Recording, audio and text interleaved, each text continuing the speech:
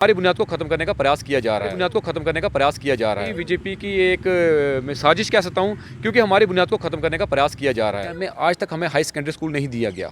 Dispensary की जो हालत है वो खस्ता हालत है। तो इसका मतलब ये जैसे लग रहा है कि हम पिछड़े लोग हैं, तो आज तक वहाँ पे कोई विकास नहीं। गवर्नमेंट की तरफ से कोई बेनिफिट मिला है? जो भी इन लोगों ने किया है वो अपनी मेहनत से किया है, अपनी मेहनत से बनाया है। जब से डिलिमिटेशन कमीशन ने अपना प्रपोजल रखा है, हर जगह पर खलबली मची हुई है। जहां पर एक और एससी एसटी कम्युनिटी खुश नज़र आ रही है, वहीं दूसरी ओर ये भी देखा जाए तो काफ़ी लोग इग्नोर भी हुए हैं। अब आखिरकार कौन से लोग इग्नोर हुए हैं? एक पूरी की पूरी कम्युनिटी इग्नोर हो गई है। वो लगातार ये बात करती आ रही है कि हमारा ऐसा कोई भी रिप्रेजेंटेटिव नहीं है जो हमारी बात को रख सके। पर आज इस बात पर मोहर लगा दी डिलिमिटेशन कमीशन ने। अब कौन इस पर बातचीत करेगा और मैं किस कम्युनिटी की बात कर रही हूँ, चलिए बातचीत करते हैं। इस समय अभिजोत जी मेरे साथ में मौजूद हैं, उनसे बातचीत करने की कोशिश करते हैं कि आखिरकार उनको क्या लगता है कि क्यों आखिरकार एक पूरी की पूरी कम्युनिटी को इग्नोर कर दिया गया। डिलिमिटेशन कमीशन में ये लोग भी गए थे अपनी बात रखने के लिए, पर पूरी की पूरी कम्युनिटी इग्नोर क्यों? पूरी की पूरी कम्युनिटी को इग्नोर कर दिया गया। अभिजोत जी क्या लगता है क्यों? क्या ज़्यादा प्यार, ज़्यादा नफरत, क्या? देखिए, हम बात करें कि जम्मू में जितनी भी सिख कम्युनिटी हैं, चाहे कश्मीर की हैं, अगर हम जम्मू की बात करें पहले, तो 1947 के बाद जब पार्टीशन हुई थी, तो हमारे लोग, जो हमारी बरादरी के लोग हैं, वो सभी जगह, जैसे हम सिंबल कैंप की बात करें, गाड़ीघाट की बात करें, तालाब तुलो की बात करें, इन जगह पर आके इन लोगों ने अपना घर बसाया था, जो कि ये जंगल हुआ करता था। लेकिन आज हम देखें कि हर जगह पे सिर्फ हमारी कम्युनिटी को एक बैंक बोर्ड की तरह यूज़ किया जाता है। उनकी आवाज़ उठाने के लिए कोई बात नहीं करता। हम ये चाहते थे कि हमारा नुमाइंदा भी आए, ताकि जो हमारी प्रॉब्लम्स हैं, जो हम प्रॉब्लम फेस कर रहे हैं, उनकी बात आगे तक पहुंचा के हमारी बात को हल करे। लेकिन बदनसीबी ये कह सकते हैं कि आज भी डिलिमिटेशन जब हुई तो सीटें बढ़ाई गई जम्मू में, कहीं भी हमारी कम्युनिटी का जिक्र नहीं हुआ। ऐसे बीजेपी वाले बड़ी बड़ी बातें करते हैं कि जो हमारी सिख कम्युनिटी है, इनका एक बहुत बड़ा योगदान रहा है, लेकिन जब उनके लिए कुछ करने की बात आती है तो इनकी खामोशी हो जाती है। अभी हाल ही में जैसे 9 सीटें और 7 सीटें SC ST को मिली, हमें खुशी इस बात की, लेकिन कहीं ना कहीं हमें बहुत एक झटका मिला कि हमें इग्नोर कर दिया गया। जो कि आप देखिए कि जम्मू के अंदर अगर मुझे लगता है कि 3 सीटें सिख बरादरी को मिलनी चाहिए, और वहीं श्रीनगर में भी सिख बरादरी को 2 सीटें मिलनी चाहिए, ताकि हमारी आवाज़ उठाने के लिए कोई हमारी बात आगे रख सके। लेकिन ये कहीं ना कहीं बीजेपी की एक मैं साजिश कह सकता हूँ, क्योंकि हमारी बुनियाद को ख़त्म करने का प्रयास किया जा रहा है। क्यों वजह क्या है? क्या लगता है, क्या आपको लगता है कि क्यों आप ही को इग्नोर किया गया? जब SC ST को सामने रखा गया, बाकी सीट्स को जो रिजर्व थी उनको अनरिजर्व किया गया, फिर आपके साथ ये सब क्यों? ये आप देखिए, ये सिर्फ हम सीट की बात नहीं करेंगे। आप देखिए कि जो ऑफिशियल लैंग्वेज थी, उसको भी कहीं ना कहीं हमारी पंजाबी लैंग्वेज को इग्नोर कर दिया गया। तो कहीं ना कहीं हमें इस चीज़ का भी दुख लगता है कि जो लोगों ने इस सरकार का समर्थन किया था कि ये बदलाव लेके आएगी, हमारी सिख कम्युनिटी की बात करेगी, लेकिन आज आपके सामने है, इन्होंने तो हमारी लैंग्वेज को भी ठुकरा दिया है। तो अब देखिए कि जम्मू में हम यही मांग करते हैं कि कम से कम हमें 3 सीटें तो मिलें, और श्रीनगर में 2 सीटें मिलें, ताकि जो हमारी सिख बरादरी एक बहुत स्ट्रगलों से, आज यही नहीं है कि वो कहीं सेटल हो चुकी है, आज भी वो बहुत मुश्किलों का सामना कर रही है, और अपनी मुश्किल सामना को हल करने के लिए हमें अपने ही बरादरी का एक व्यक्ति चाहिए जो हमारी आवाज़ को सुने, हमारी आवाज़ को आगे लेके जाए। तो लेकिन हमें फिर से एक अफसोस हुआ कि जब डिलिमिटेशन की बात हुई तो हमें कहीं ना कहीं इग्नोर कर दिया गया। ये 70-75 साल का हमेशा ही गेम खेली जाती है कि 70 में ये हुआ, 75 में वो हुआ, सब कुछ।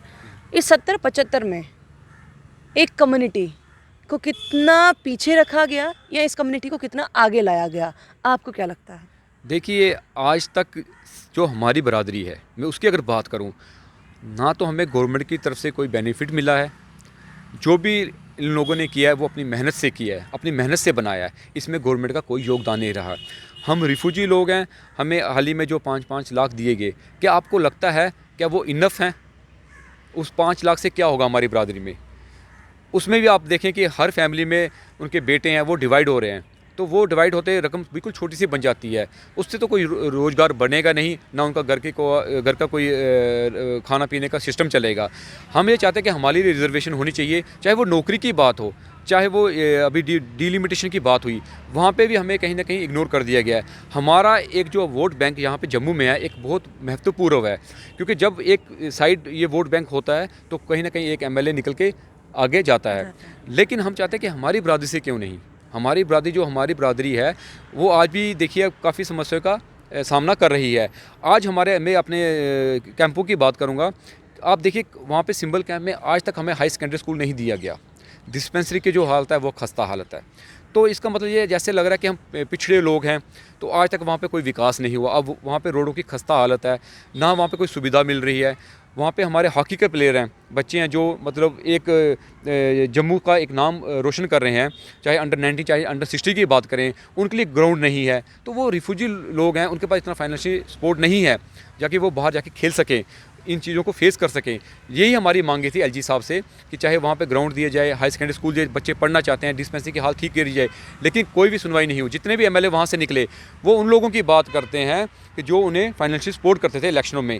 आम आदमी की बात कोई नहीं सुनता वहाँ पे। इसलिए हम ये मांग करते हैं कि जहाँ जहाँ भी हमारी सिख बस्ती है वहाँ पे उन लोगों के लिए रिजर्वेशन होनी चाहिए, ताकि हमारा रिप्रेजेंटेटिव आगे जाकर हमारी बात करे।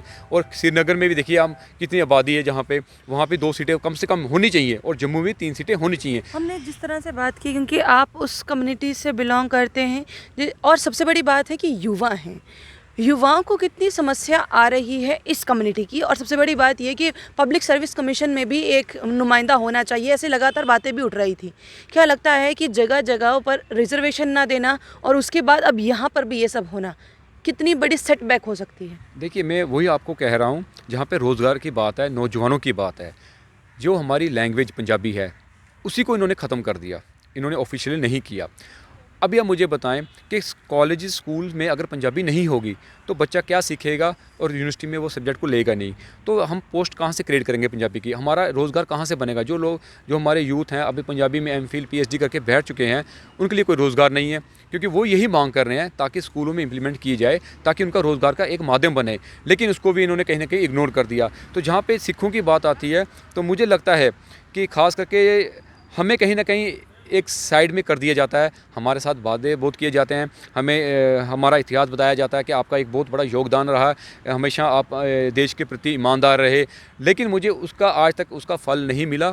और हम ये उम्मीद करते हैं कि आपके माध्यम से ये आवाज़ हमारी आगे तक पहुँचे, ताकि हमारी जो डिमांडें हैं, जो हम मांगते हैं, वो हमें किसी से नहीं चाहिए। वो हम ये चाहते हैं कि हमारे बरादरी का कोई व्यक्ति आगे जाए ताकि हमारी बात आगे कर सके।